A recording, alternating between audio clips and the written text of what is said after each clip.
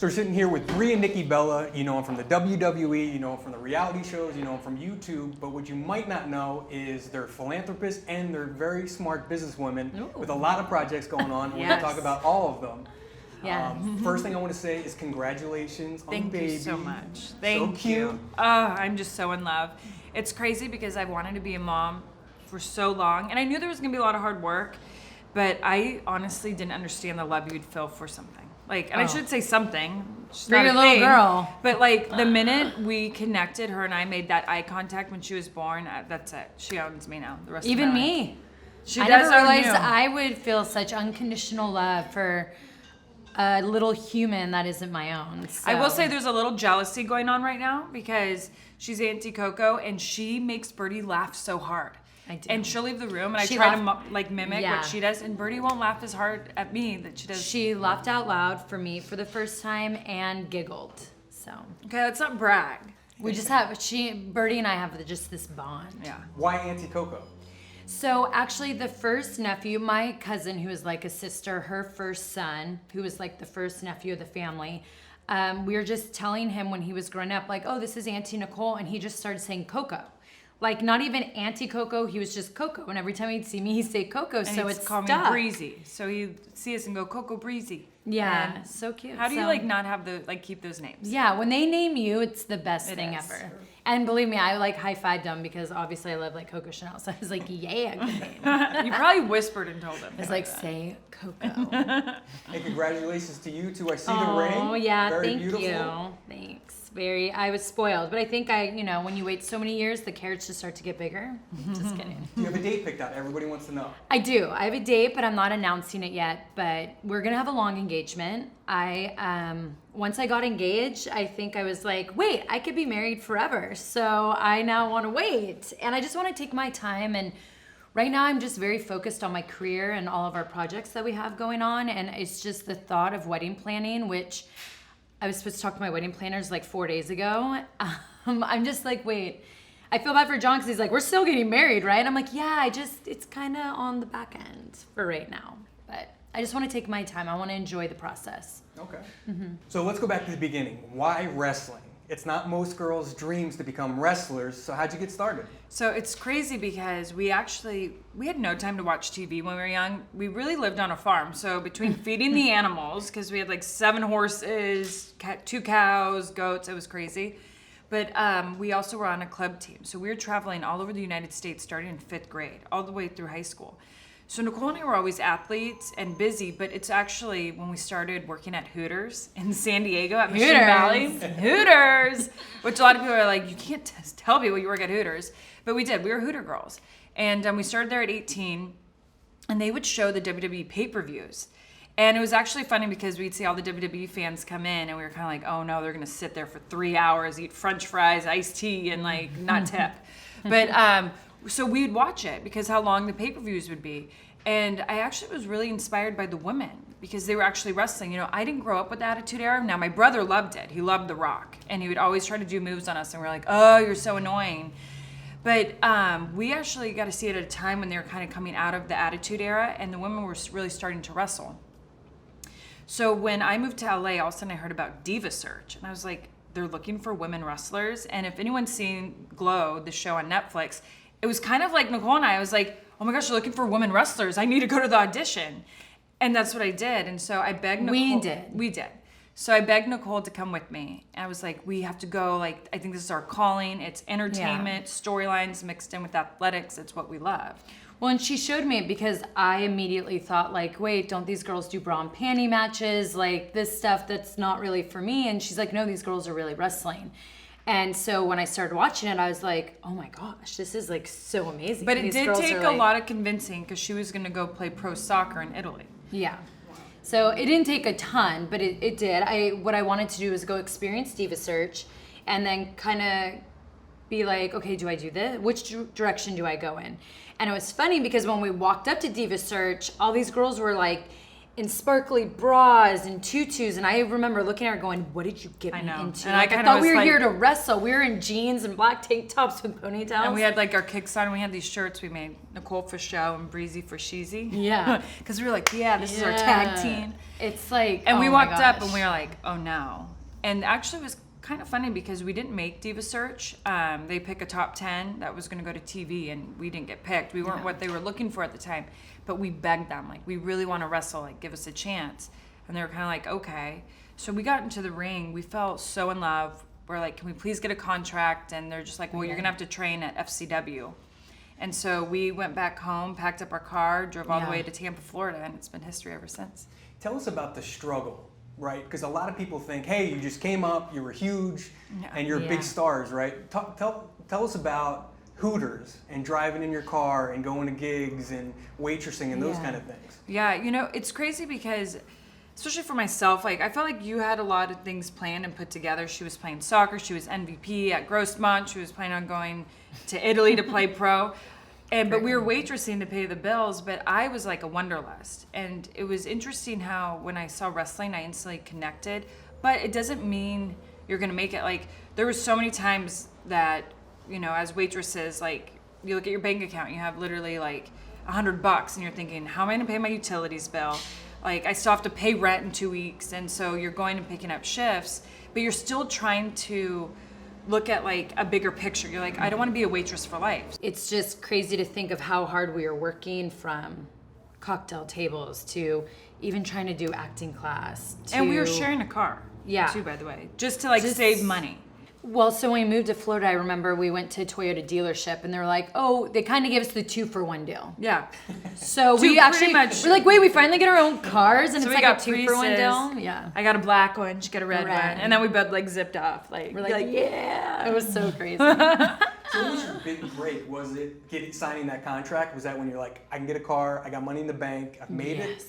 It definitely was that. You know what it was? It was, as a waitress, you just don't know your nights. One night you might make $100 in tips, and if you're lucky, the next night it could be $250, or one night you're gonna walk out with $20.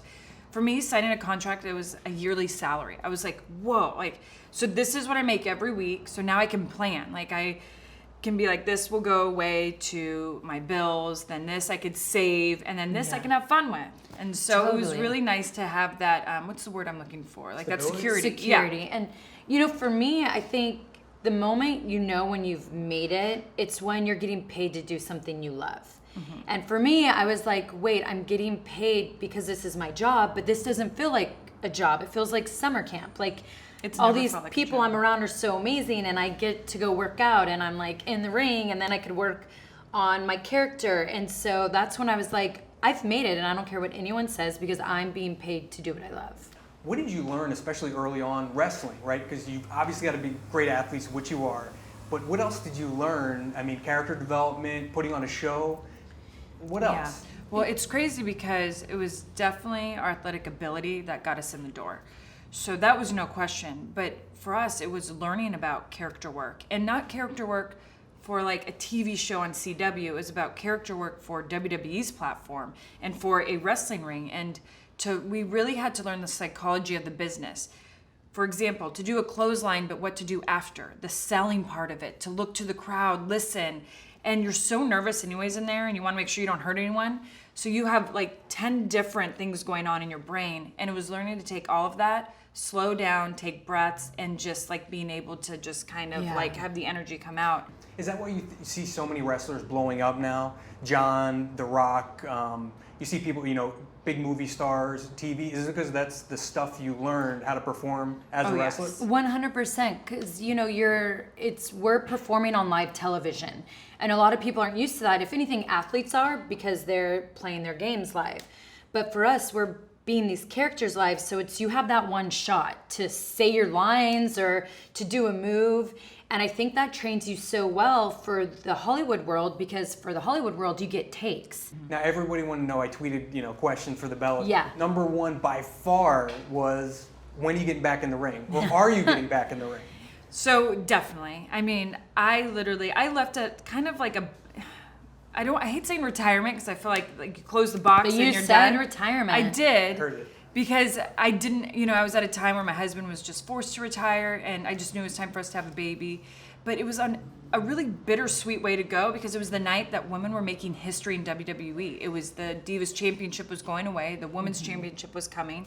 I was kind of like, wait, what am I doing? Like, now everything's going to just get better. And now you see women main eventing Hell in a Cell. You see them being part of a Money in the Bank match. So for me, it was like, whoa. Not that I felt like I left at the wrong time, but I did. You left at the wrong time. Yeah. And I got injured at the wrong time. Yeah. It's okay. So I'm like, I have to go back. And I think, too, for, like, moms out there to show them, like, anyone can do it. I was lucky enough to wrestle Stephanie McMahon, someone who's a mother of 3, and just how she killed in the ring. And I want to go back and do the same. Yeah. So, but I won't go back without Nikki. And I said we have to go back as the Bella twins together, because it's been years since we've been together in the ring, since the Divas Oh my gosh. Revolution. It's been like over 2 years. And we feel like 2018 is a good time. Sometime. We're going to fill it out in 2018. Yeah. Because I still, have to get back in shape. I just got in the ring, and I'm like, this is going to be a long journey. So, but definitely 2018, we want to make a comeback. Yeah, totally. And I just have to wait for my neck to heal and get those final scans to make sure my bone is fully fused and that the slight herniation above where I had surgery is gone. So once that is, then she and I will do it together. Now talk about viewers, right? Yeah. So TV and YouTube world are a little different. So I interviewed a lot of these YouTube stars, these kids, right? Yeah. And say they'll get 5 million views on a video in a week. Is that better than a TV show that says gets 2 million views in a week? What's the difference? It's so crazy, because you look at like the Kardashians, for example, who pull in 2 million viewers. Granted, they have a very heavy social media presence, but you'll see a YouTuber who you don't even know get like a ridiculous amount of views, and you're like, wait a second, why are they so mainstream and the YouTuber isn't?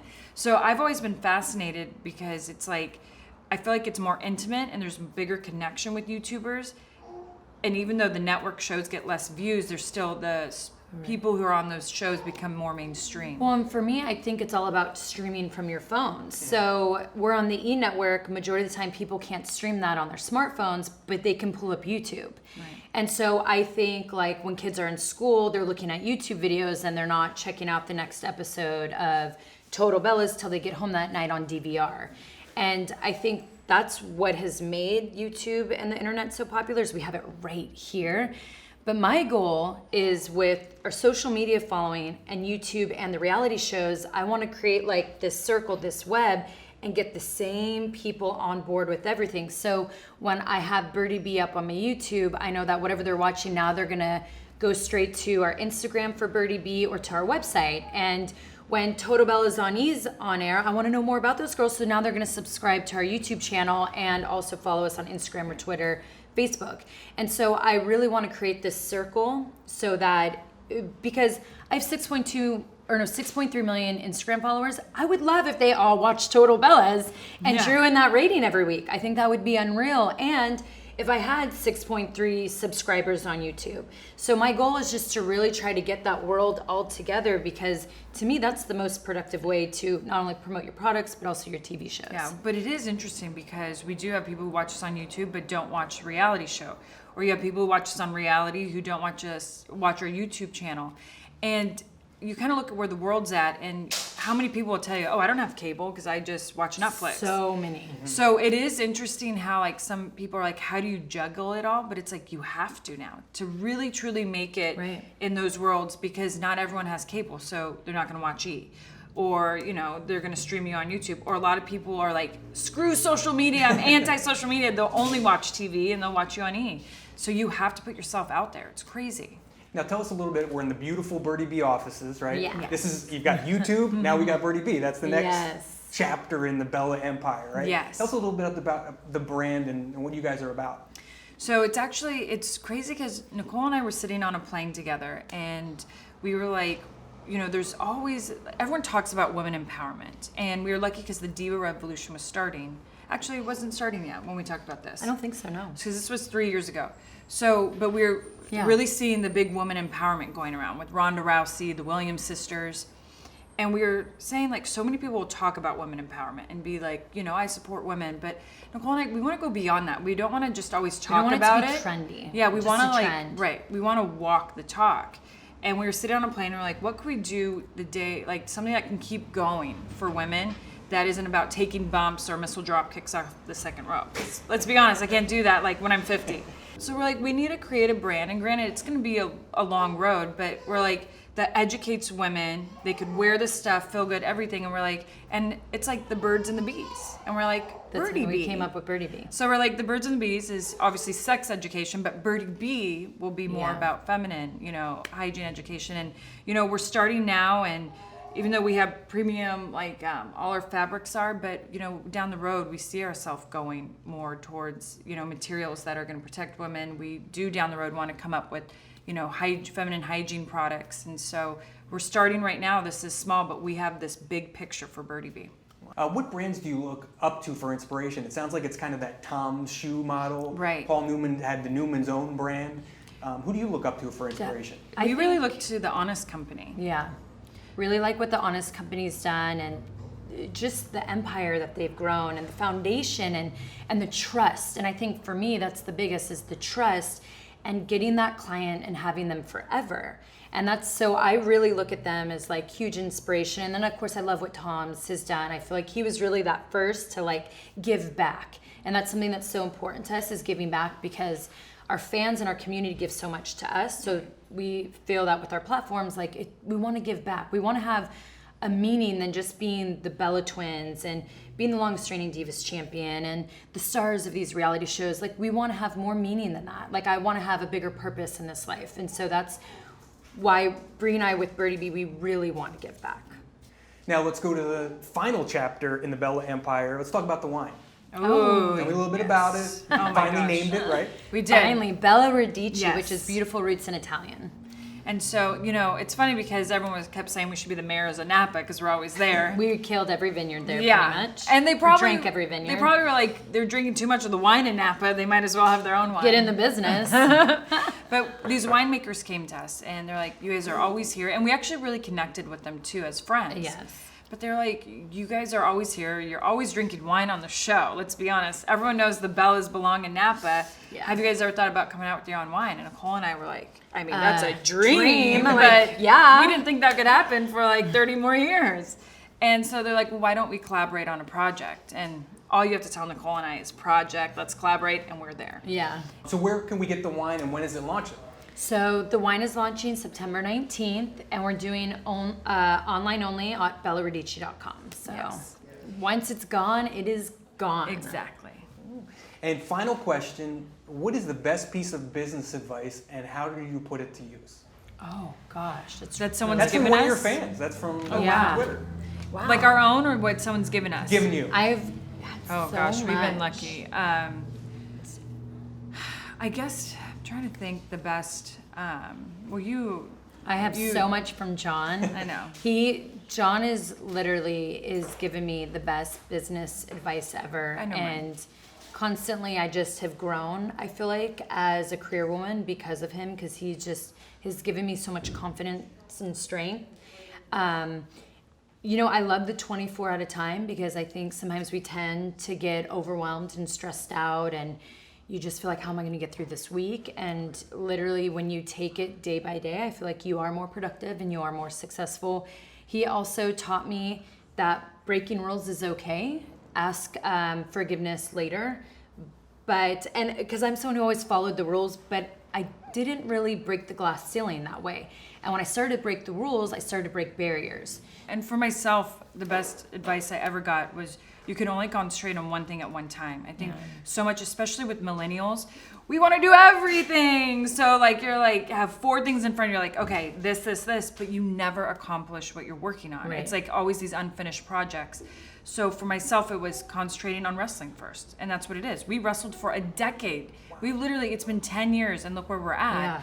My mom always told us this, hire professionals who can do the job too. Like, I can't make wine. I can't go to the vineyard. I don't know how to do it. Like, it's okay to have someone else like help you out with it. And that's what we really learned is like letting Design the pros team. be the pros. Like even with Birdie B, we have this insane group of people here, and Birdie B would have never been open or alive or become real if it wasn't for all the people working in offices, because we couldn't do it on our own. No. So that's the best advice I can give. Oh, good job. Brie and Nikki, thank you so much. Thank it was you. a blast. Check the article out on Forbes. Check out their YouTube channels, their wine, Birdie P, the whole bit. Thanks, guys. Awesome. Thank you. Yeah.